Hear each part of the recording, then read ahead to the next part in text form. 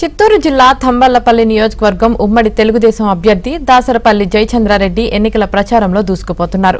ఈ 5 ఏళ్ల వైసీపీ పాలనలో పెద్దిరెడ్డి కుటుంబ అరాచక పాలన సాగిందని ఆయన ఆరోపించారు.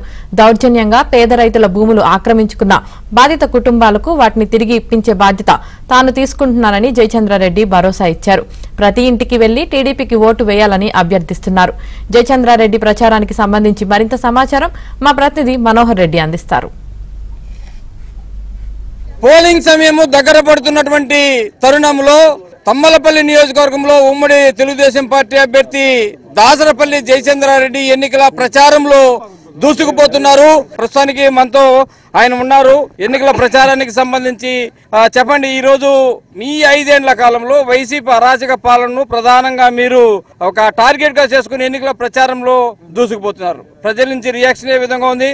మీరు అన్నట్లు ఈ 5 సంవత్సరాలుగా ఎప్పుడు ఎలక్షన్స్ వస్తాయా, ఎప్పుడు వీళ్ళని పంపిద్దామని చెప్పి ప్రతి ఒక్కరు కాసుకొని కూర్చున్నారు. ఇంకా 13వ తేదీ ఎలక్షన్ జరుగుతుంది కాబట్టి ఎప్పుడు పోలింగ్ ఎప్పుడు మా వాళ్ళు చూడండి ఒకసారి, ఎప్పుడు జరగనట్లు ఈసారి 3 గంటలకే క్యూలో నిలబడుకుంటారు. అంతా కసిగా వీళ్ళని పంపించేయాలని ఉన్నారు.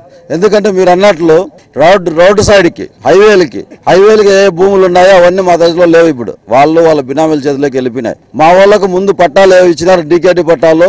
మా ఊరు వాళ్ళకు ఎస్సీ ఎస్టీకి కానీ బీసీ కమ్యూనిటీకి కానీ భూములు లేని వాళ్ళకి కానీ మనకి ఏ పట్టాలు ఇచ్చినారో ఈ పట్టాలన్నీ ఇప్పుడు పుంగనూరు చదువు అక్కడ ఉండే వాళ్ళ పేరు మీదకి వెళ్ళిపోయినాయి. హార్స్ హీల్స్ కింద వెళ్ళిపోయినాయి. దాదాపు 2000 ఎకరాల పైన వాళ్ళ బినామీల పేర్ల మీద పెట్టేసినారు.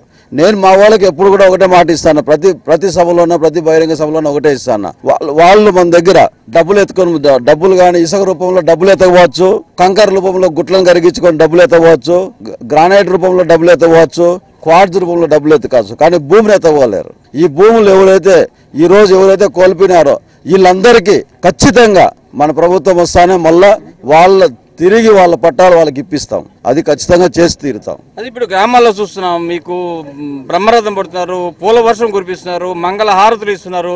అంటే వీటన్నిటి చూస్తే మీకు ఏమనిపిస్తుంది? ఇప్పుడు ఎప్పుడు కూడా తంబలపల్లి నియోజకవర్గం అనేది ప్రశాంతత కోరుకొని ఏ గలాటాలు లేకుండా ఏ కొట్లాటలు లేకుండా ప్రశాంతంగా బతుకుండా పిల్లలను చదివించుకొని సంతోషంగా ఇంటి ముందర అరుగు మీద కూర్చొని నలుగురితో మాట్లాడుకుంటూ గడపాలనేది మా వాళ్ళకి ఎప్పుడు ఉండేది. కానీ ఒక్కసారి చేసిన తప్పిదం వలన ఈ 5 సంవత్సరాలుగా ప్రతి పల్లెల్లోన వాళ్ళు ఏం లేదు, డివైడ్ అండ్ రూల్ అంటే బ్రిటిష్ రూల్.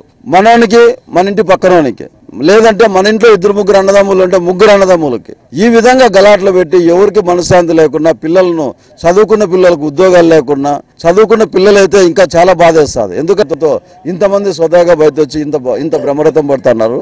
ఖచ్చితంగా రాబోయే రోజుల్లో వీళ్ళందరికీ అండగా ఉండి వీళ్ళకి ఏ కష్టం వచ్చినా ముందరుండి అన్ని విధాలు ఆదుకుంటానని చెప్పి మీ మీడియా పరంగా కూడా వాళ్ళకు మాటిస్తాను. తమ్మలపల్లి నియోజకవర్గంలో ఆట మొదలైంది. 2 నెలల వంటి రకరకాల ఇష్యూస్తో అన్ని విధాలుగా వైసీపీలు చేసిన కుట్రలన్నీ కూడా కుతంత్రాలన్నీ వెళ్ళిపోయినాయి.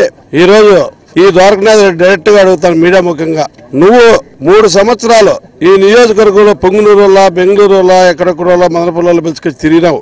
ఏ రోజైనా దౌర్జన్యం చేసినావా? నీ మీద నువ్వు వచ్చినప్పటి నుంచే ఎవరి మీద కన్ను పడినా, మంచల మీద పడినా, భూముల మీద పడినా ఏది వదిలేదు. ఈ రోజు తమ్మలపల్లి నియోజకవర్గంలో వైసీపీ వాళ్ళకి కూడా చెప్తానా, వీళ్ళ ట్రాప్ లో పడొద్దండి.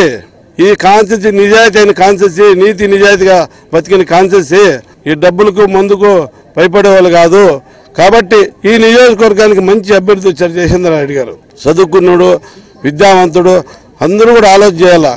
ఖచ్చితంగా తెలుగుదేశం ఓటేసి గెలిపించాలని కోరుకుంటున్నాం. భూములు కోల్పోయినటువంటి బాధితులకు వాటిని తిరిగి ఇప్పించేటువంటి ప్రయత్నం అయితే ఖచ్చితంగా చేస్తామనే ఒక ధీమాతో వారికి భరోసా కల్పిస్తూ ఎన్నికల ప్రచార కార్యక్రమాన్ని కూడా కొనసాగుతున్నటువంటి